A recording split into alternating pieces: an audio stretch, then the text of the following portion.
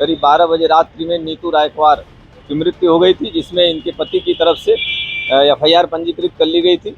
ये खबर को देखने के पहले इस शख्स को बयान सुनो जो उ बहन को भाई है जी की हो गई थी हत्या, और इसके बाद आपको कछु बड़ो खुलासा हो दिखाई दे यही भाई बहन के रिश्ते के बीच।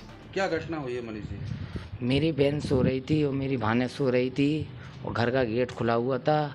कोई आदमी आया अंदर, भैंस से उसके ऊपर वार किया, उसके सर में मारा हुआ, 2 जगह चोट लगी, एक पलक पे एक सर के बीच में।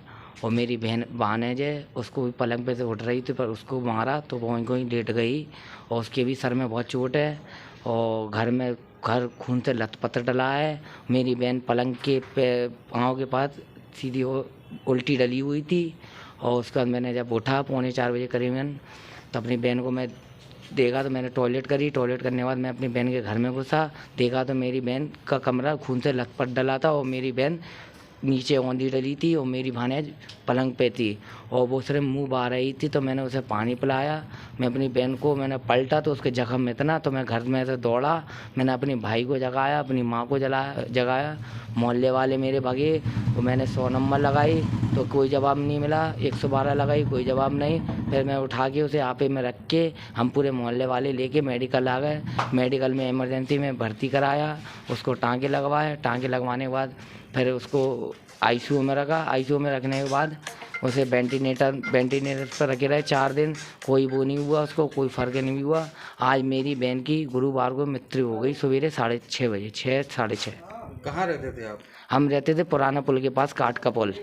वहाँ पे कहाँ पे? रेलवे कॉलोनी पुराना पुल, वहाँ रहते थे? हाँ। कौन कौन रहता था आपके साथ? हम रहते थे, हमारी माँ रहती थी, हमारा भाई, हमारी भाभी, हमारी बहन और हमारी भानेज। बहन की शादी हो गई थी? हाँ, बहन की शादी हो गई। कहाँ ससुराल है इनका? बबीना। ये बबीना नहीं रहती थी? बबीना रहती नहीं थी। मेरी जीजा की थोड़ी तबीयत खराब है, उनको थोड़ी टीबी हो गई थी। थोड़ा मियाँ बीवी में दूर की दूरी बना के रखे थे। क्या करती थी आपकी बहन? मेरी बहन चौका बासन करती थी। कब की ये घटना है? ये इतवार की रात की घटना है, इतवार और सोमवार। किसी पे कोई शक? अभी तो सर हमारा किसी शक में नहीं, किसी से हमारी ना दुश्मनी ना कुछ है। अभी पता नहीं लगा किसने किया है कि नहीं किया। हमें न्याय चाहिए, अपना फैसला चाहिए, अपनी बहन की मौत का बदला चाहिए। और बच्ची की तबीयत कैसी है? बच्ची की भी अभी तबीयत ऐसी है सर, आंखें नहीं खोल रही है, उसकी दोनों आंखों पे सूजन है। तो भैया झांसी के प्रेमनगर थाना क्षेत्र में विगत दिनों एक महिला की हत्या हो गई थी और ई के बाद जे सगे भैया पुलिस के पास पहुंचे और इसके बाद इनने पुलिस से गुहार लगाई कि इनकी बहन के हत्यारे को पकड़ ले वे पुलिस वाले। लेकिन जब पुलिस ने करी पूछताछ सो पतो चले कि महिला के जय भैया हैं पूरे मामले के असल आरोपी, जिनने अपनी बहन की कर दी हत्या और उनकी बेटिया को लाठी मार के कर दो गंभीर रूप से घायल।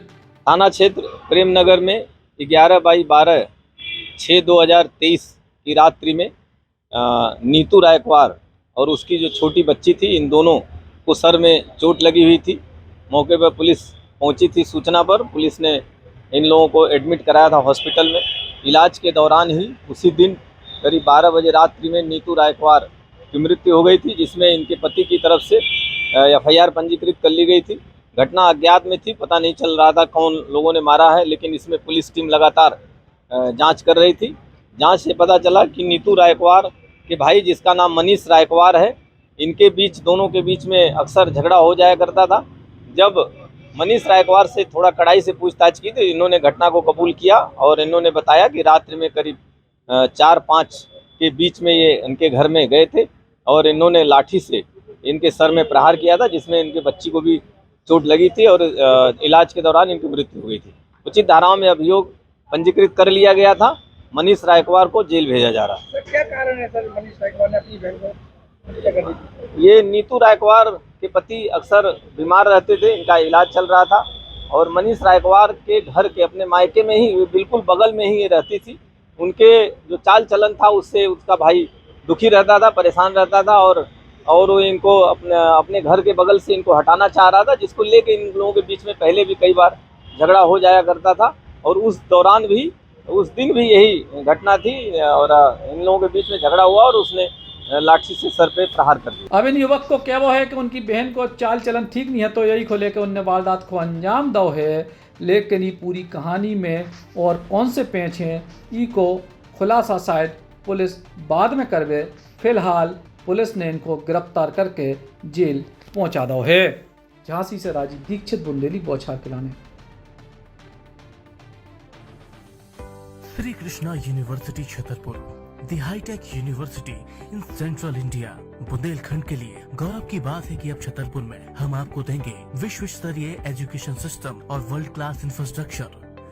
कोरोना जैसी महामारी के दौर में अब महानगरों की भीड़ भाड़, अत्यधिक खर्च से बचे तथा अपने घर एवं अपने शहर में रहकर ही विश्व स्तरीय रोजगार उन्मुखी शिक्षा को प्राप्त करें और महानगरों में होने वाली परेशानी से बचे, क्योंकि कोरोना ने हमें सिखा दिया है कि हम महानगरों में सुरक्षित हैं या अपने शहर और घर में। इसीलिए श्री कृष्णा विश्वविद्यालय आपको देगा राष्ट्रीय शिक्षा नीति 2020 के अनुसार तैयार पाठ्यक्रम और कोर्स में प्रवेश के अवसर।